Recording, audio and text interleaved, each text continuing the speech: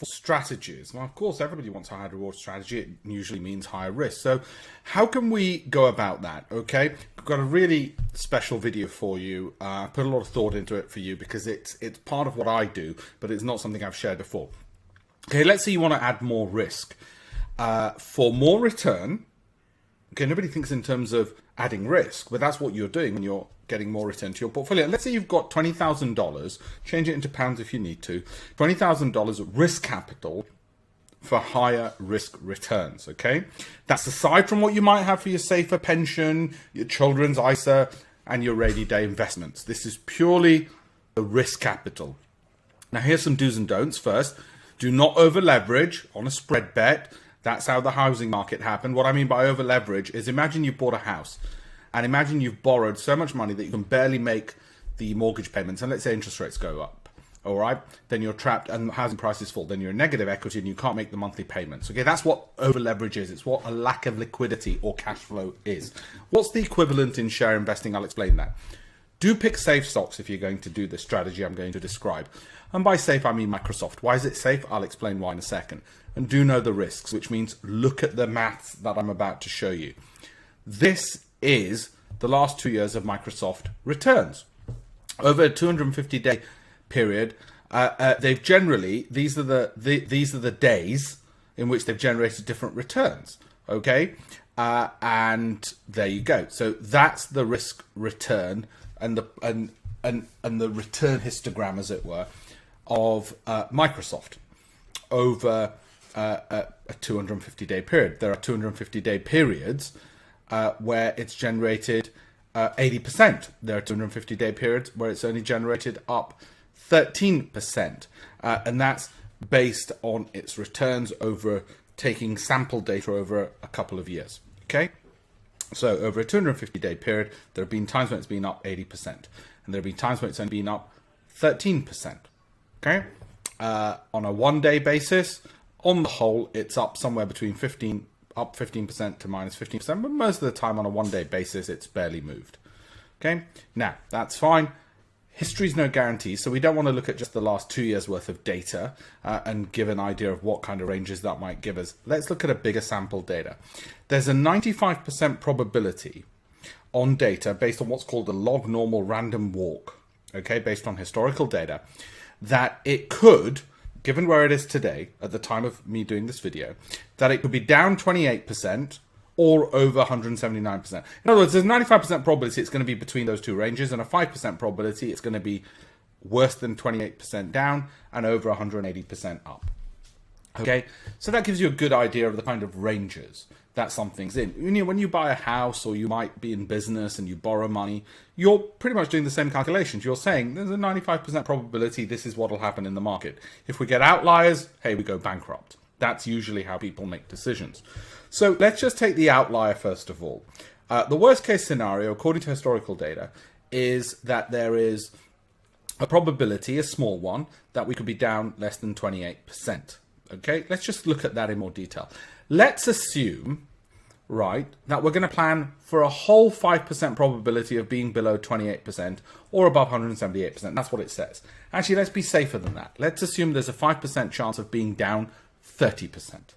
Okay, we know we're in the rough ballpark.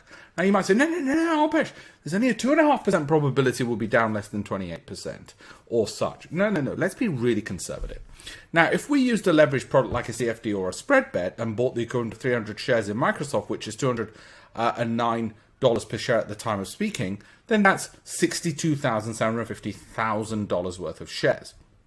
Okay, we would control. In fact, if we didn't even use a CFD or a spread bet, we just bought the actual shares, right? That would be $62,757 worth of shares we'd control, right? If it dropped 30%, i.e. 30% of that, you would use up about $19,000 of your risk capital, which is pretty much all your risk capital, if it did indeed drop that 30%.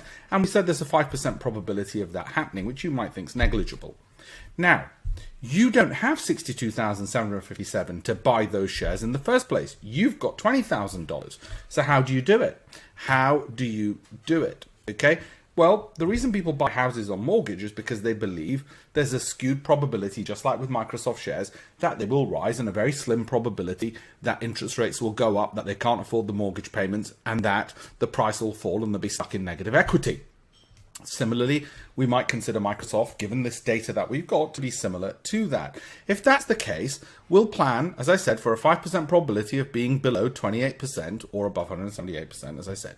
Now, if we used a leverage product like a CFD or spread bet and bought the equivalent of 300 shares in Microsoft, and you can see a deal ticket on a typical broker here, 300 shares, 62,000 notional, that means as if we were buying the underlying, okay, we would need a deposit or margin. You can see the figure, whoops, let me move myself down here, the margin or a deposit.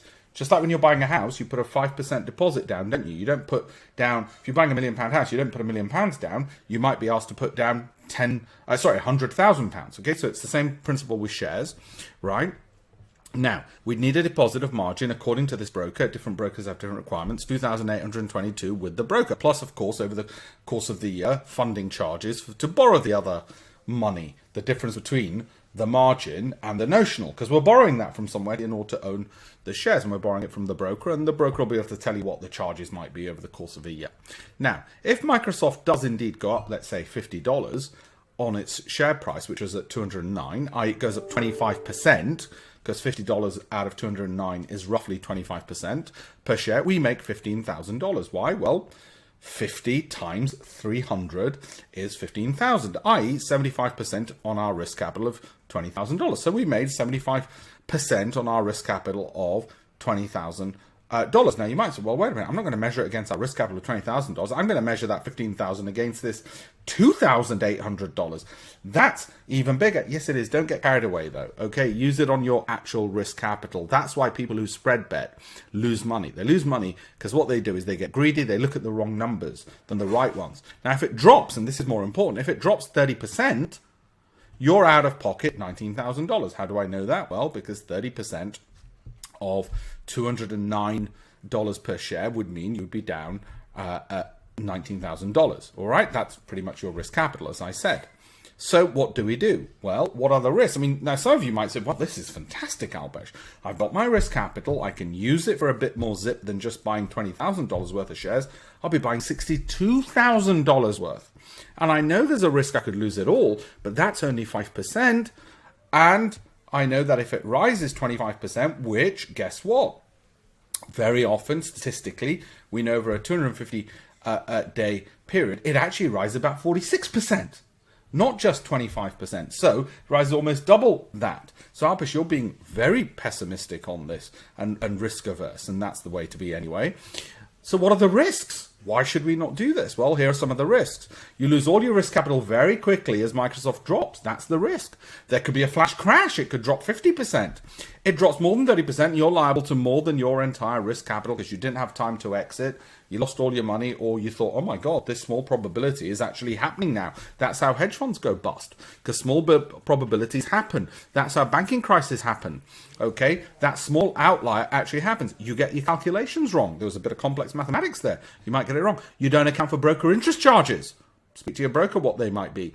Your broker is not regulated properly or trustworthy. They're located out of Cyprus, you know.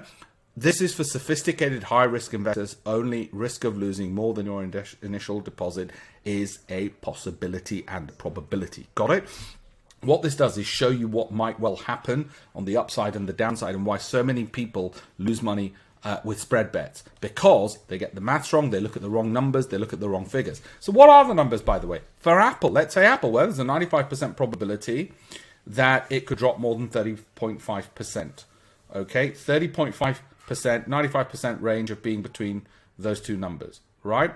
95% probability, this is down between 41% and up 156. So I'm going to assume the whole 5% probability of dropping 40%.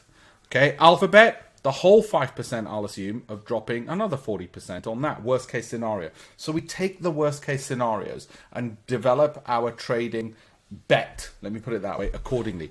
5% probability that in a year it's down 40%, right? So I've done some maths for you there, and you've seen the figures.